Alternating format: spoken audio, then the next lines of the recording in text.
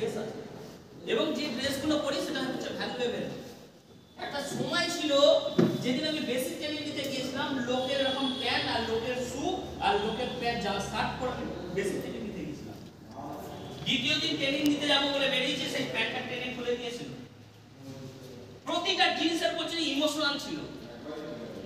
আজকে যে বাড়িতে থাকতাম, এই বাড়ির একদিকে দেয়াল ছিল না, ওখানে একটা খুঁটি, মিডিলে একটা খুঁটি, এদিকে একটা খুঁটি, তিরপল দিয়ে ঘেরা। যে ঘরে থাকতাম সেই ঘরটা মেঝে শুয়ে থাকতাম, উপরে টালির ছাউনি ভাঙা। 3 মাস ঘুমাতে পারতাম, 3 মাস ঘুমাতে, যে শীতকাল। সবচেয়ে বড় টেনশন, ভালো সোয়েটার ছিল না, পরনে ভালো বস্ত্র ছিল না। জীবনে কিছু কিছু দিন ছিল কঠিন দিন। বাঙালির সবচেয়ে বড় অকেশন দুর্গা পূজা, মহামানবের সবচেয়ে বড় অকেশন ঈদ,